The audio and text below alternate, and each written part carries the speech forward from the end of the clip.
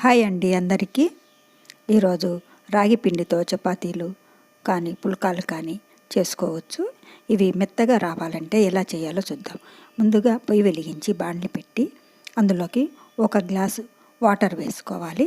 అందులోకి సరిపడినంత ఉప్పు అలాగే కాస్త నూనె వేసి బాగా మరలించుకోవాలండి. ఇలా మరలిన తర్వాత మనము 1 గ్లాసు రాగి పిండిని తీసుకొని ఈ మరలుతున్న నీళ్ళల్లోకి వేసుకోవాలండి. ఇలా రాగిపిండి వేసుకున్న తర్వాత అది ఉండలు లేకుండా కాస్త కలుపుకోవాలి. చిన్న మంట మీద స్లిమ్లో పెట్టుకొని బాగా కలుపుకోవాలండి. ఉండలు లేకుండా కలుపుకోవాలి. అలా కలుపుకున్న తర్వాత ఒక 5 నిమిషాలు కానీ 10 నిమిషాలు కానీ మూత పెట్టి ఉంచాలి ఆ పిండిని.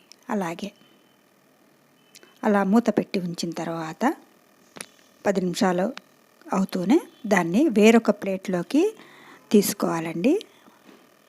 మనం కలుపుకున్న రాయి పిండినంతా వేరొక ప్లేట్లోకి తీసుకోవాలి.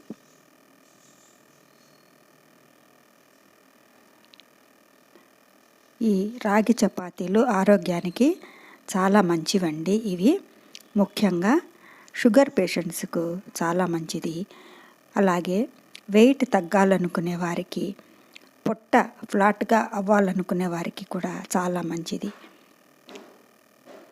అలా ప్లేట్లోకి తీసుకున్న తర్వాత కాస్త నార్మల్ నీళ్ళల్లో చేయి అద్దుకుంటూ అలా మెత్తగా సాఫ్ట్గా చేసుకోవాలండి. మన చపాతీ ముద్దలాగా చేసుకోవాలి. చేతికి అంటుకోకుండా కాస్త ఆయిల్ కూడా వేసుకొని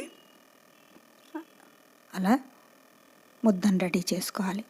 తర్వాత మనం చిన్న చిన్న ఉండను తీసుకొని చపాతీలాగా కానీ లేదంటే పుల్కాల మాదిరిగా కానీ చేసుకోవచ్చండి.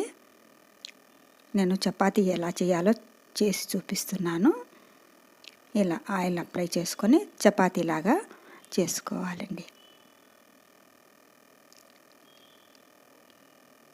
రాగి పిండి కానీ జొన్న పిండి కానీ ఇలా చేసుకుంటే ఆరోగ్యానికి చాలా మంచిదండి. కాస్త రైస్ తగ్గించి ఇవి బాగా తినొచ్చునండి. ఇవి 2 చపాతీలు బాగా ఎక్కువగా ఆకుకూర కానీ లేదంటే కాయగూర ఏదైనా సొరకాయ, దోసకాయ అలా ఏదైనా దీంట్లోకి పెట్టుకొని బాగా తింటే కనుక కడుపు నిండుగా ఉంటుందండి. బాగా ఆకలి వేయదు ఎక్కువ. ఇది అరగడానికి కాస్త టైం పడుతుంది కాబట్టి ఎక్కువ భాగం ఆకలి వేయదండి. ఇలా చపాతీ మాదిరి కాల్చుకోవాలండి. అటు ఇటు ఆయిల్ వేసుకోవాలి. లేదంటే ఒట్టిగానైనా కాల్చుకోవచ్చు. నూనె లేకుండా కూడా కాల్చుకోవచ్చు అండి. అది మన ఇష్టము. ఇలా 2 వైపులా కాల్చుకోవాలి. అంతేనండి. చాలా సులభంగా చేసుకోవచ్చు.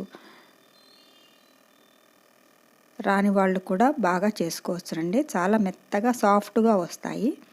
ముసలి వాళ్ళు కూడా బాగా తినొచ్చునండి. ఇవి పళ్ళు లేని వాళ్ళు కూడా బాగా తినొచ్చు. అంత బాగుంటాయండి ఈ చపాతీలు. మీరు నా ఛానల్ని మొదటిసారి చూస్తున్నట్టయితే సబ్స్క్రైబ్ చేసుకోండి, లైక్ చేయండి, షేర్ చేయండి. Thank you for watching.